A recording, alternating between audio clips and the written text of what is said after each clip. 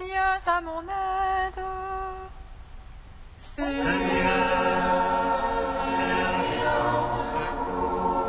Gloire au Père, au Fils, au Saint-Esprit, maintenant et toujours. Dans les siècles des siècles. Amen. Alléluia.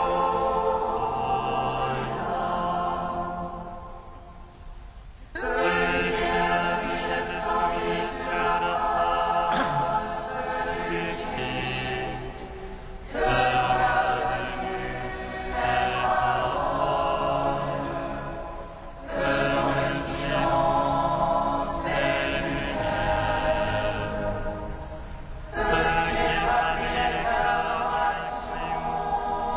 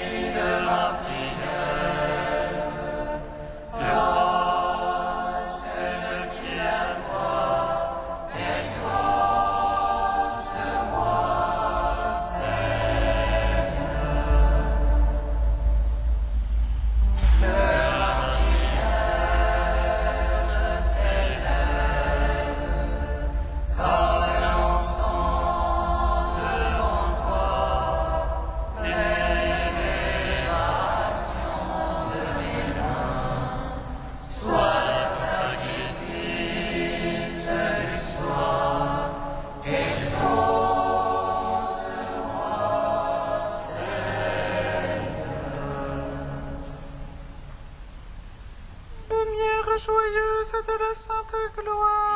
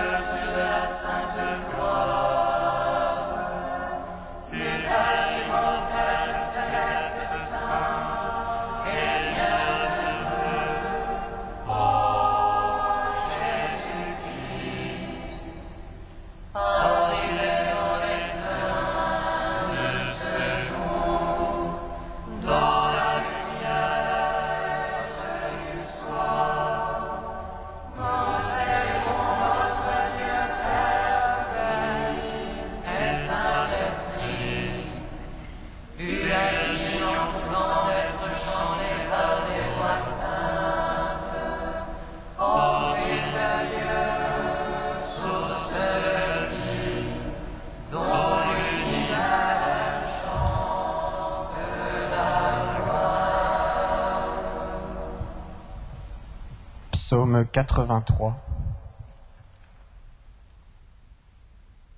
Bienheureux ceux qui habitent en ta maison, Ils chantent ta louange autour de ton autel.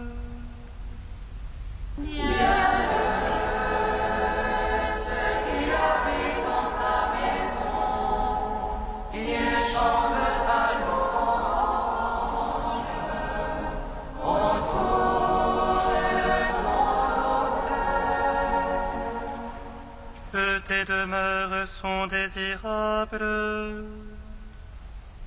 Seigneur Sabaoth.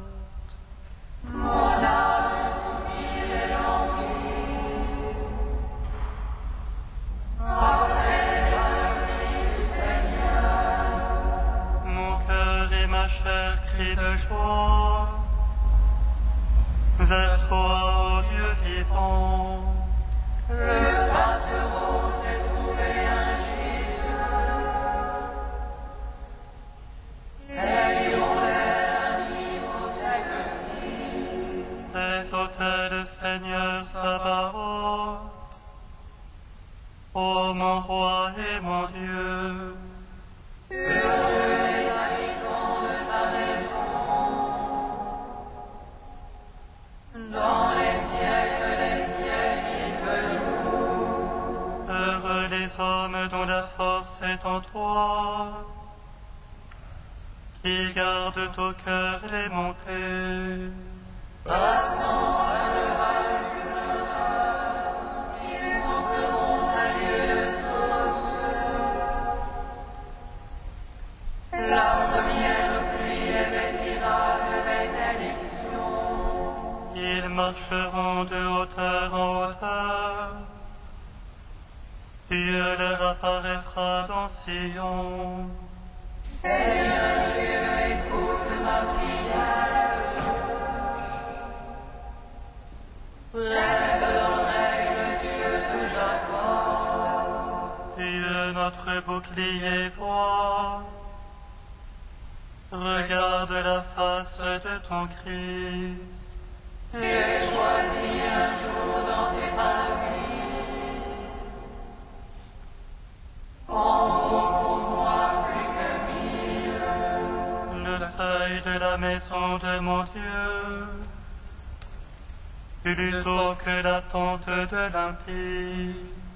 Car Dieu est rempart et bouclier. Il donne grâce et gloire. Le Seigneur ne refuse aucun bien à ceux qui marchent en parfait. Seigneur Sabaoth, heureux qui se fie en toi. Gloire au Père, au Fils, au Saint-Esprit. Ô les siècles des siècles, Amen. Bienheureux ceux qui habitent en ta maison, ils chantent ta louange autour de ton autel. Psaume 84. Ta complaisance, Seigneur, est pour ta terre. Tu fais revenir les captifs de Jacob.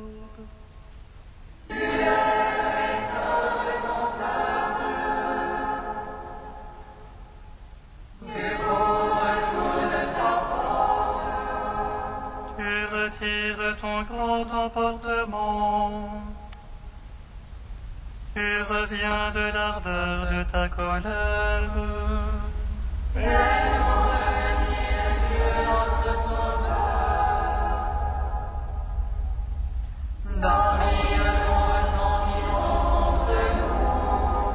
Seras-tu pour toujours irrité? Garderas-tu ta colère d'âge en âge? N'est-ce pas toi qui reviens nous visiter? Et ton peuple en toi se réjouit. Fais-nous savoir, Seigneur, ton amour. Que nous soit donné ton salut. J'écoute que dit le Seigneur. Ce que dit le Seigneur, c'est la paix. La paix pour son peuple, ses amis. Ceux qui reviennent à lui de tout cœur. Chez son salut pour qui le craint. Et la gloire habitera notre terre. Amour et vérité se rencontrent. Justice et paix s'embrassent. Vérité germera de la terre. Et les cieux se penchera la justice. Dieu lui-même donne le bonheur. Et notre terre donne son fruit. Justice marchera devant lui. Et paix sur la trace de ses pas. Gloire au Père, au Fils, au Saint-Esprit. Pour les siècles des siècles. Amen. Bienheureux ceux qui habitent en ta maison, ils chantent ta louange autour de ton autel. Cantique de la lettre aux Philippiens, page 341. Jésus-Christ, Seigneur, à la gloire du Père. Jésus-Christ, Seigneur, à la gloire du Père.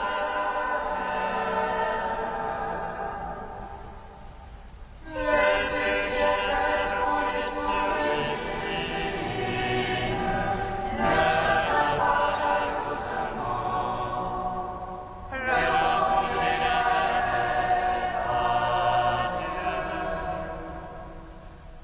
Jésus-Christ, Seigneur, à la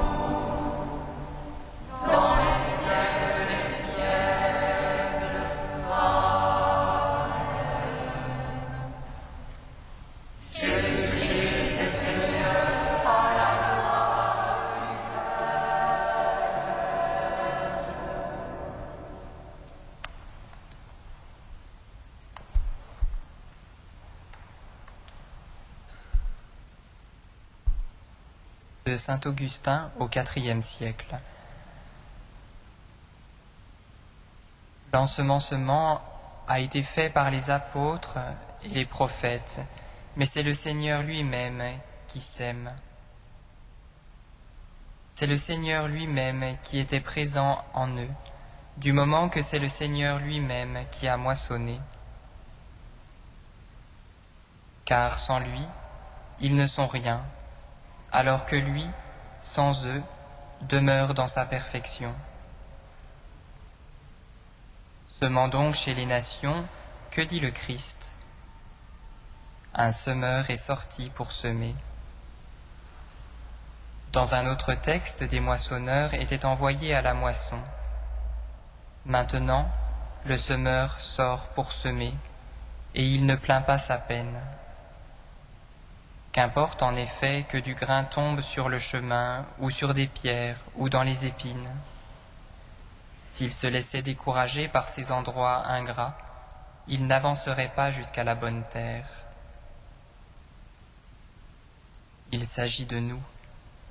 Serons-nous ce chemin, ces pierres, ces ronces ? Voulons-nous être la bonne terre ? Disposons notre cœur à rapporter 30 fois plus, 60 fois plus, 100 fois, 1000 fois plus. 30 fois, 1000 fois, c'est chaque fois du blé, et rien que du blé. Ne soyons plus ce chemin où la semence est piétinée par les passants et où notre ennemi s'en empare comme un oiseau. Plus ces pierres où une terre peu profonde fait germer trop vite un grain qui ne peut pas affronter l'ardeur du soleil. Jamais plus de ces ronces, les convoitises de ce monde, cette application à faire le mal.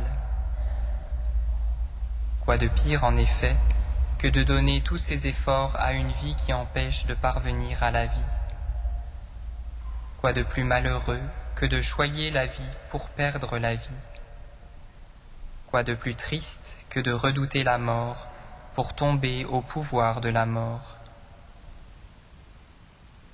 Arrachons les épines, préparons le terrain, recevons la semence, tenons jusqu'à la moisson, aspirons à être reçus dans les greniers.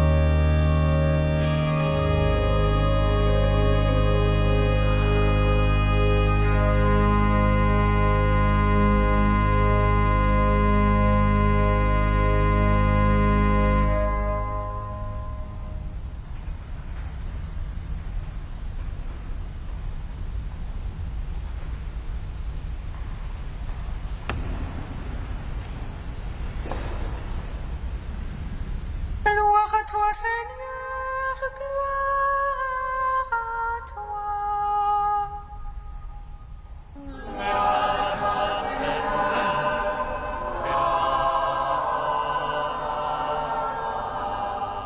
Dieu de tendresse et de pitié, toi qui nous as semés comme le bon grain dans le champ du monde, nous te louons. Garde-nous dans la joie et la fidélité à te servir.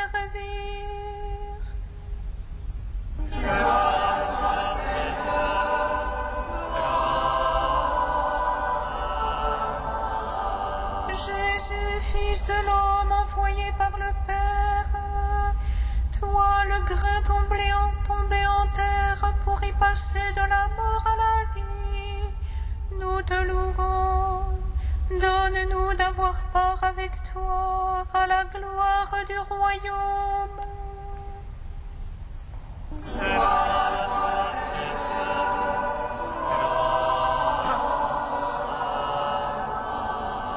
Esprit Saint, Paraclet, notre défenseur, toi qui féconde et fais germer la moisson, nous te louons.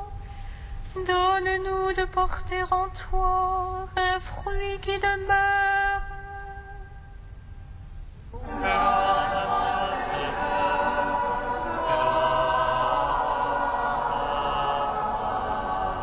Trinité sainte, indivisible communion d'amour, toi qui viens demeurer au milieu de ce monde, nous te louons.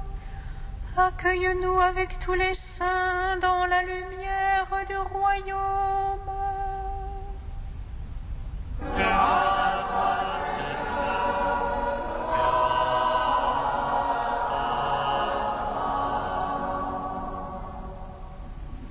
Oh Dieu saint, oh Dieu fort, Saint immortel, prends pitié de nous.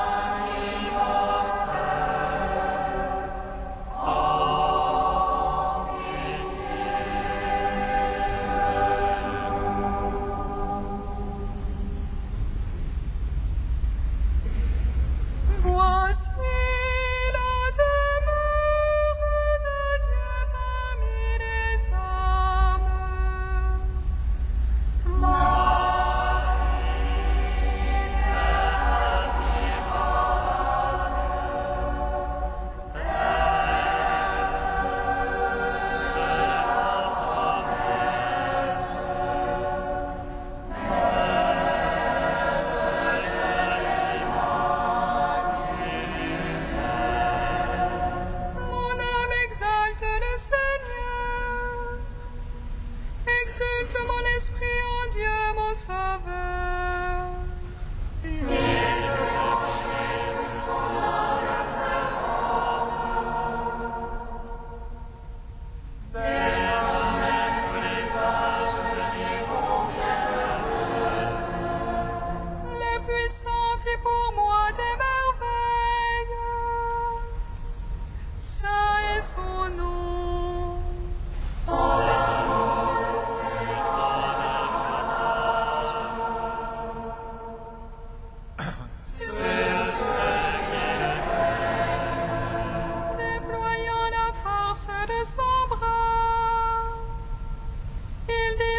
universel et superbe.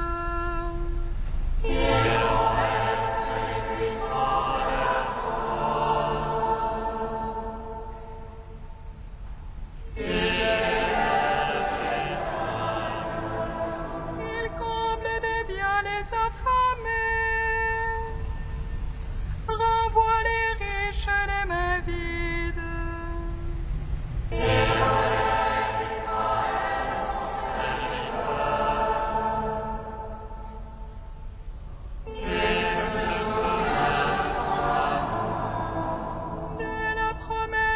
Faite à nos pères,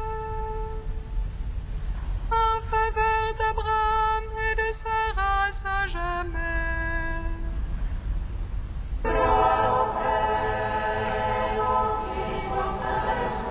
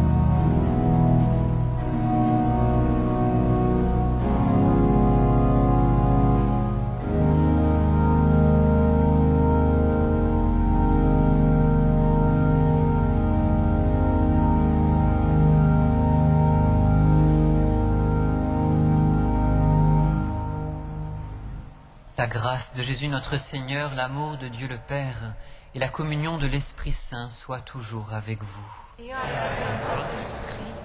Donne la paix, Seigneur, à ceux qui t'espèrent. Ne fais pas mentir les paroles de tes prophètes. Exauce la prière de ton peuple. Au seuil de cette Eucharistie, tournons-nous de tout notre cœur vers le Seigneur. Implorons sa miséricorde, son pardon.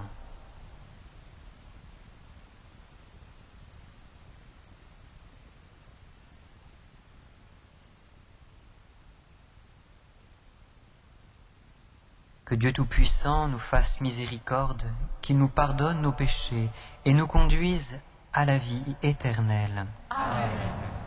Prions le Seigneur. Dieu créateur et maître de toutes choses, regarde-nous. Et pour que nous ressentions l'effet de ton amour, accorde-nous de te servir avec un cœur sans partage. Par Jésus-Christ, ton Fils unique, notre Seigneur et notre Dieu, qui vit et règne avec toi et le Saint-Esprit, maintenant et pour les siècles des siècles. Amen.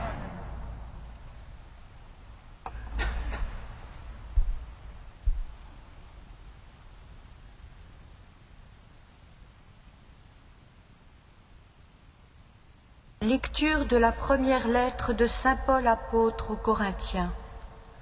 Frères, l'un de vous peut demander « Comment les morts ressuscitent-ils ? Avec quelle sorte de corps reviennent-ils ? Réfléchis donc. Quand tu sèmes une graine, elle ne peut pas donner vie sans mourir d'abord.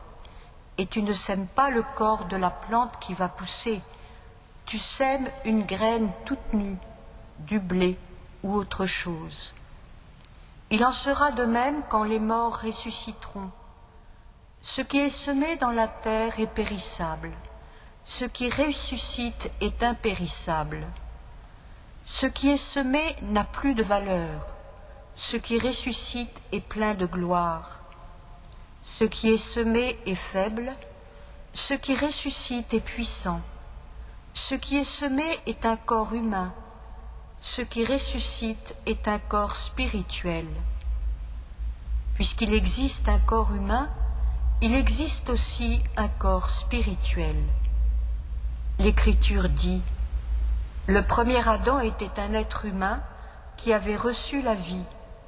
Le dernier Adam, le Christ, est devenu l'être spirituel qui donne la vie. Ce qui est apparu d'abord, ce n'est pas l'être spirituel, c'est l'être humain, et ensuite seulement le spirituel. Pétri de terre, le premier homme vient de la terre. Le deuxième homme, lui, vient du ciel. Puisqu'Adam est pétri de terre, comme lui les hommes appartiennent à la terre.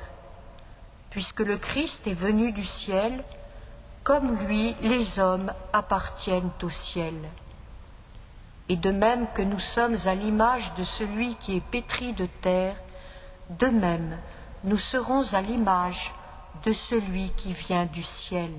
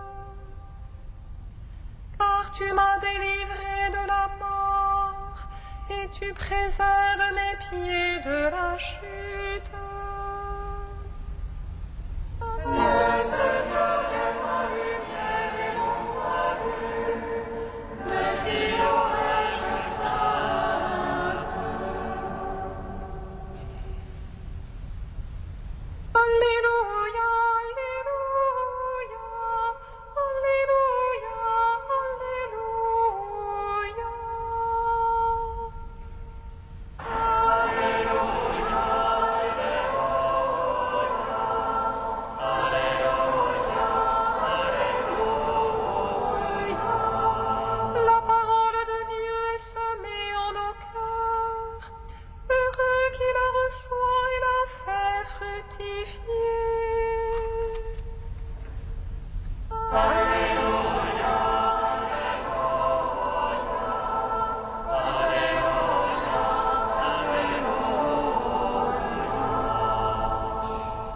Le Seigneur soit avec vous. Et avec votre esprit. Évangile de Jésus-Christ selon saint Luc.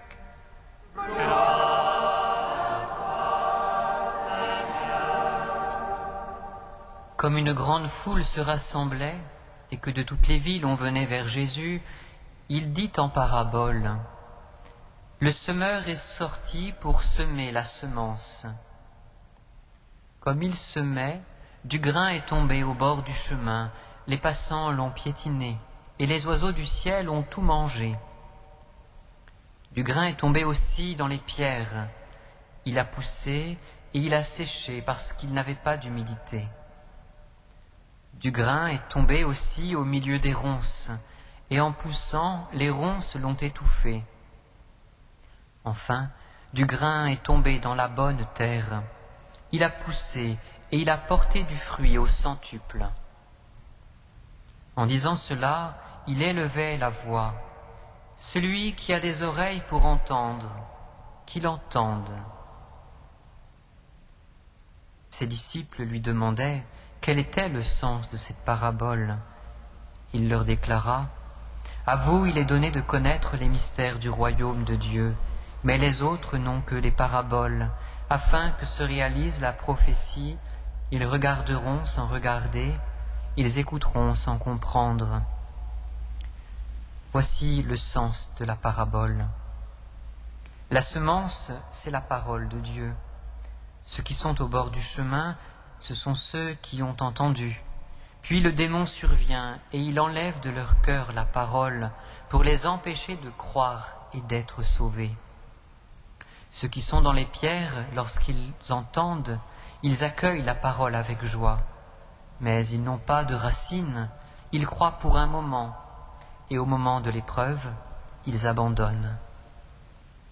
Ce qui est tombé dans les ronces, ce sont ceux qui ont entendu, mais qui sont étouffés, chemin faisant, par les soucis, la richesse et les plaisirs de la vie, et ne parviennent pas à maturité.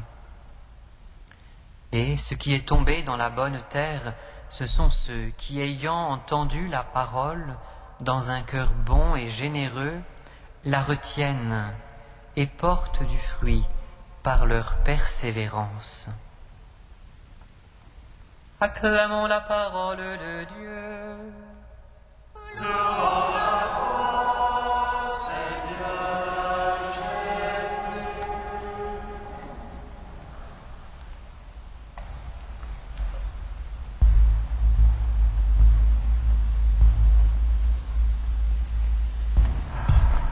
Chaque jour, ouvre ton cœur à la méditation des Écritures et dans la gratuité de la Lectio Divina, laisse l'Esprit lui-même façonner en toi une âme de disciple, dit notre livre de vie au chapitre Prière. Et d'insister, préserve coûte que coûte ton temps précieux entre tous de Lectio Divina. C'est pour toi, et plus particulièrement dans la vie urbaine, un point essentiel et vital. La Lectio Divina, cette lecture priante de la parole de Dieu, est plus particulièrement dans la vie urbaine essentielle et vitale. On peut alors se demander, frères et sœurs, mais alors la Lectio Divina est-elle réservée aux seuls moines et moniales ?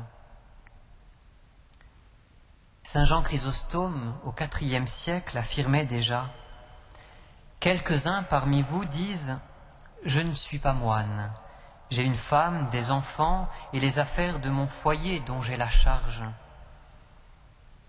Et à cela il répondait : c'est là ce qui détruit tout. Tu estimes la lecture des divines Écritures réservée aux moines, alors qu'elle te serait plus nécessaire qu'à eux. Qui vit au milieu du monde et y reçoit chaque jour des blessures, a bien plus grand besoin de remède. Et d'ajouter, quand vous rentrez à la maison, vous devriez prendre l'Écriture et, avec votre épouse et vos enfants, relire et répéter ensemble la parole écoutée à l'Église. Saint Jean Chrysostome invitait chaque foyer à être un lieu où la parole de Dieu est méditée, un lieu où la parole de Dieu est méditée et priée pour être vécue, pour s'incarner en chacun des membres du foyer. Fais de ta maison une église, disait-il, une demeure où la prière, l'unité, la charité, l'accueil de l'étranger et du pauvre sont vécus selon l'Évangile. Une demeure où chaque membre se laisse façonner par la parole pour devenir véritablement disciple du Verbe. Car elle est vivante, la parole de Dieu. Elle a le pouvoir d'orienter, d'interpeller, de façonner l'existence. Pour cela, bien sûr, il ne suffit pas d'une simple lecture de la Bible, mais d'une lecture priante dans l'Esprit Saint, capable de créer la rencontre avec le Christ. Comment vivre cette lecture priante? Après l'invocation de l'Esprit Saint, pour qu'il nous dispose à accueillir la parole, 4 étapes traditionnellement jalonnent le chemin. La lecture, la méditation, la prière et la contemplation. La lecture tout d'abord, lecture du texte qui provoque une question portant sur la connaissance authentique de son contenu réel. Que dit le texte biblique en soi? S'ensuit alors la méditation qui pose la question suivante: que me dit le Seigneur à travers ce texte biblique? On arrive ainsi à la prière, qui est réponse à sa parole. Quelle réponse je donne à la parole du Seigneur? Et on termine ainsi par la contemplation, au cours de laquelle peut jaillir un appel. Quelle conversion de l'esprit, du cœur et de la vie le Seigneur me demande-t-il?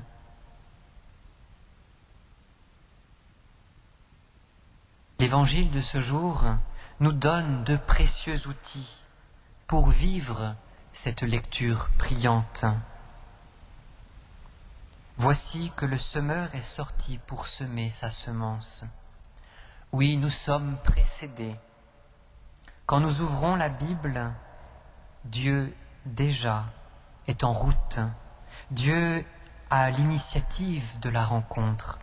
Et il ne cesse de semer à pleine main, généreusement, quel que soit le terrain.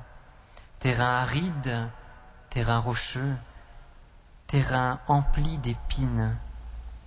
Dieu ne néglige aucun des lieux, aucun désert, aucune nuit, aucune misère ne lui est inconnue.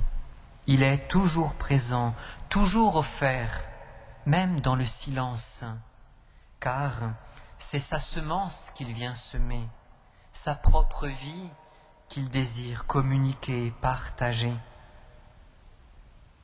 La suite de la parabole nous met alors en garde contre 3 réalités qui parasitent, voire s'opposent à cette rencontre du Dieu vivant, à cet accueil franc et généreux à la parole qui nous empêche d'être cette bonne terre. L'ennemi, tout d'abord, qui rôde comme un lion rugissant cherchant qui dévorer, mais aussi les épreuves, les persécutions à cause du nom de Jésus, qui risquent de nous détourner.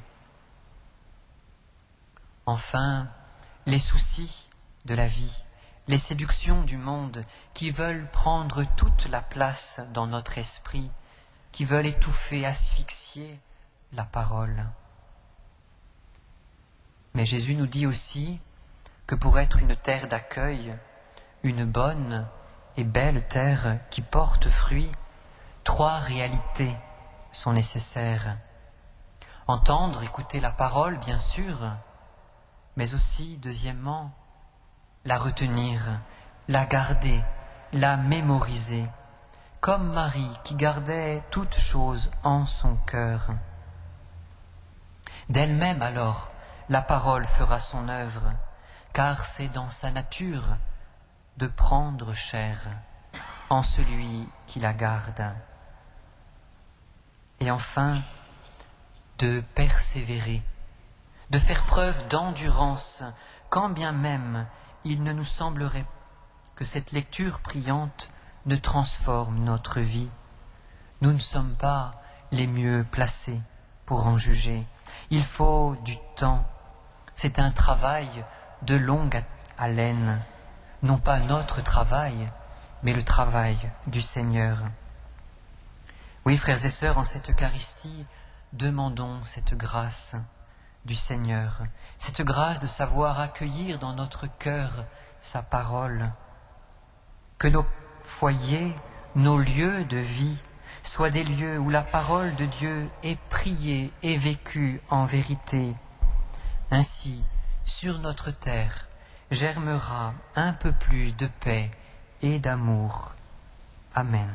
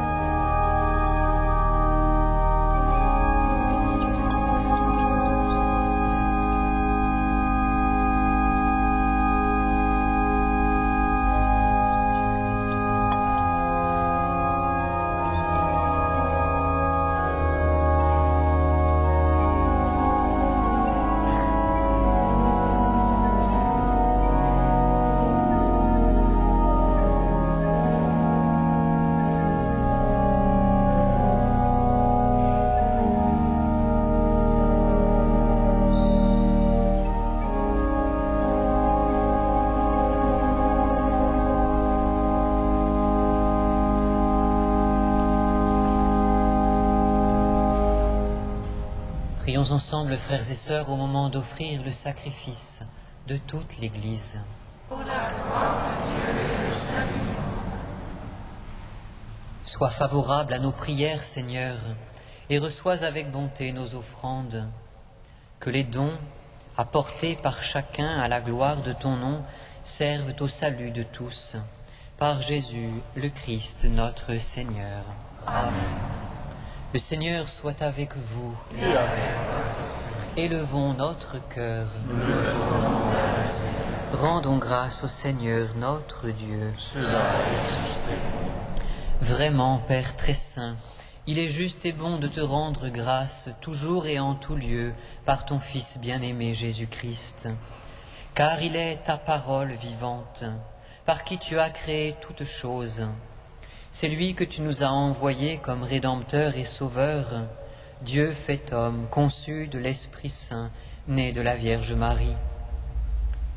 Pour accomplir jusqu'au bout ta volonté et rassembler du milieu des hommes un peuple saint qui t'appartienne, il étendit les mains à l'heure de sa passion, afin que soit brisée la mort et que la résurrection soit manifestée. C'est pourquoi, avec les anges et tous les saints, nous proclamons ta gloire en chantant d'une seule voix.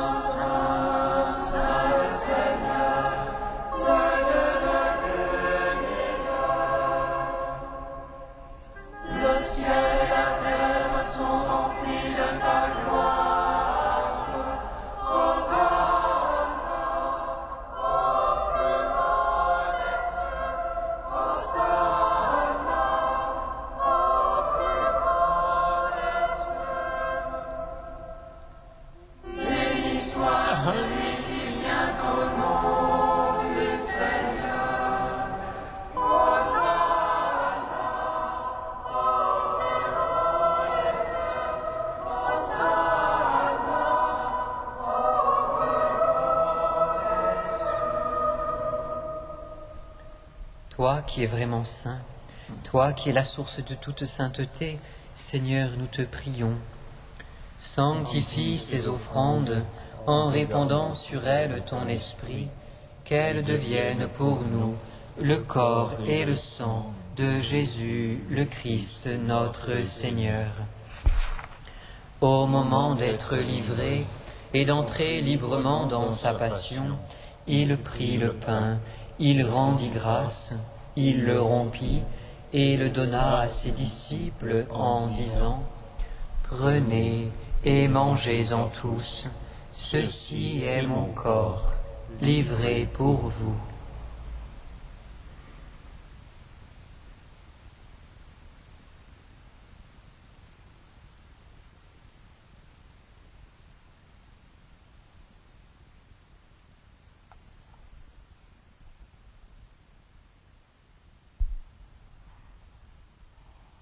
De même, à la fin du repas, il prit la coupe.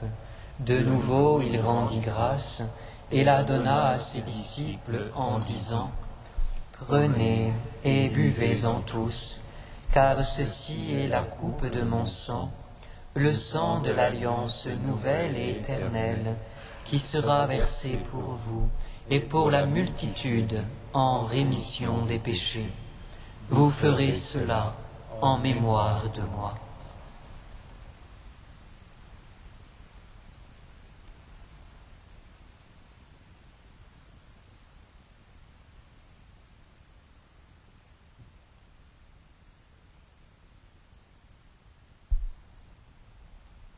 Il est grand le mystère de la foi.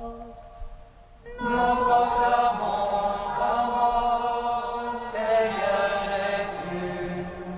Nous célébrons ta résurrection. Nous attendons ta venue dans la gloire. faisant ici mémoire de la mort et de la résurrection de ton Fils, nous t'offrons, Seigneur, le pain de la vie et la coupe du salut, et nous te rendons grâce, car tu nous as choisis pour servir en ta présence. Humblement, nous te demandons qu'en ayant part au corps et au sang du Christ, nous soyons rassemblés par l'Esprit Saint en un seul corps. Souviens-toi, Seigneur, de ton Église répandue à travers le monde. Fais-la grandir dans ta charité avec le pape Benoît, notre évêque André, et tous ceux qui ont la charge de ton peuple. Souviens-toi aussi de nos frères et sœurs qui se sont endormis dans l'espérance de la résurrection et de tous les hommes qui ont quitté cette vie. Nous te confions spécialement Camille, le père Jérôme, Joseph Giola. Reçois-les dans ta lumière auprès de toi. Sur nous tous, enfin, nous implorons ta bonté. Permets qu'avec la Vierge Marie, la bienheureuse Mère de Dieu, avec les apôtres et les saints de tous les temps qui ont vécu dans ton amitié, nous ayons part à la vie éternelle, et que nous chantions ta louange par Jésus-Christ, ton Fils bien-aimé. Par lui, avec lui et en lui, à toi, Dieu le Père Tout-Puissant, dans l'unité du Saint-Esprit, tout honneur et toute gloire, pour des siècles des siècles.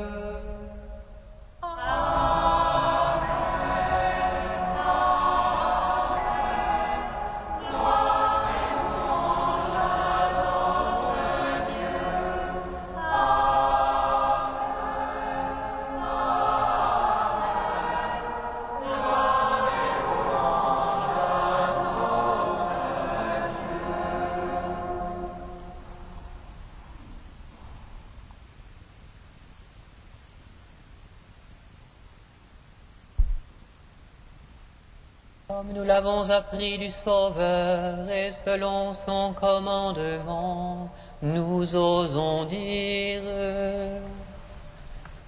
Notre Père, qui es aux cieux, que ton nom soit sanctifié, que ton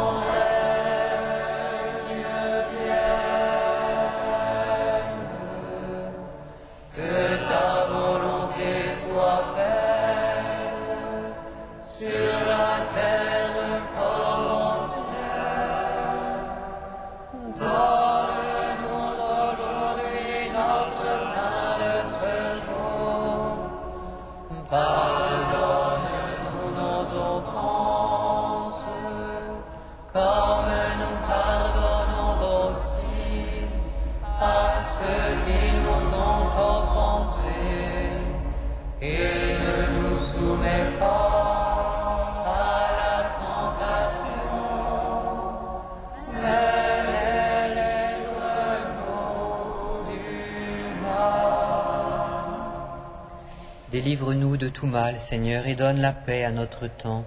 Par ta miséricorde, libère-nous du péché, rassure-nous devant les épreuves, en cette vie où nous espérons le bonheur que tu promets et l'avènement de Jésus-Christ, notre Sauveur. C'est à toi qu'appartiennent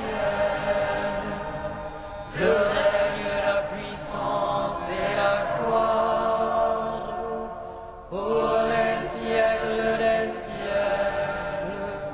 Amen.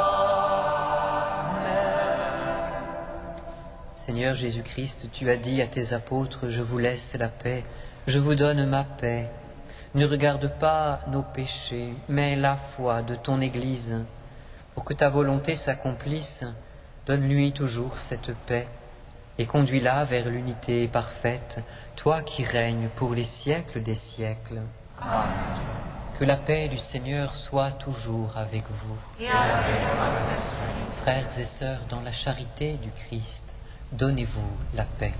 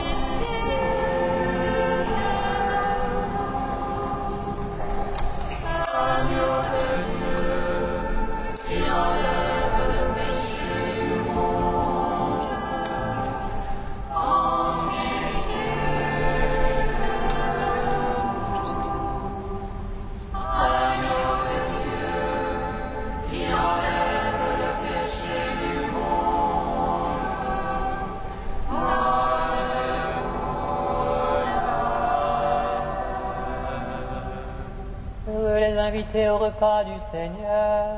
Voici l'agneau de Dieu qui enlève le péché du monde.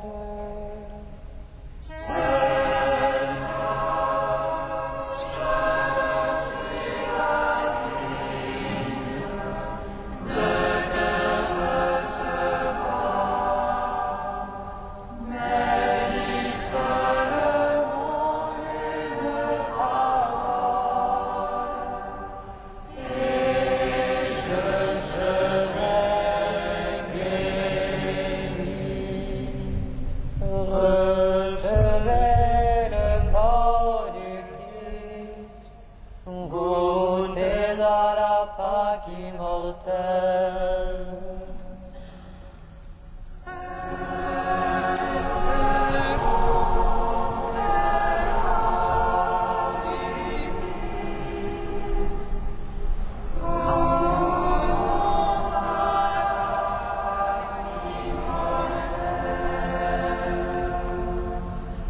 Ayant participé au corps et au sang du Christ, tu deviens avec lui un même corps et un même sang.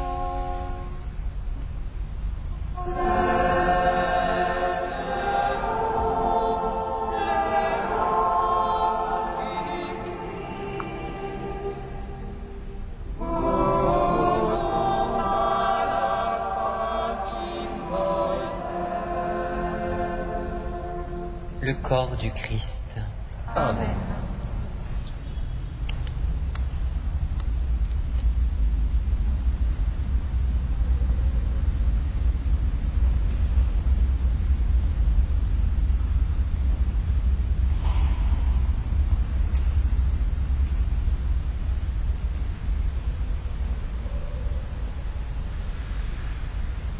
Le sang du Christ.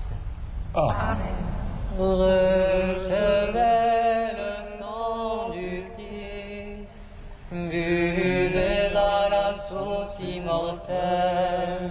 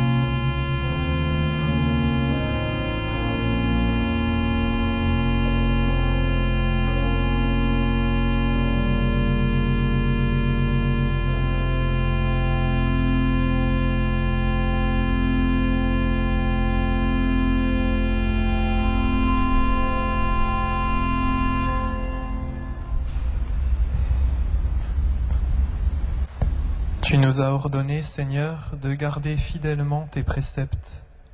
Puissions-nous avancer au droit chemin selon tes commandements.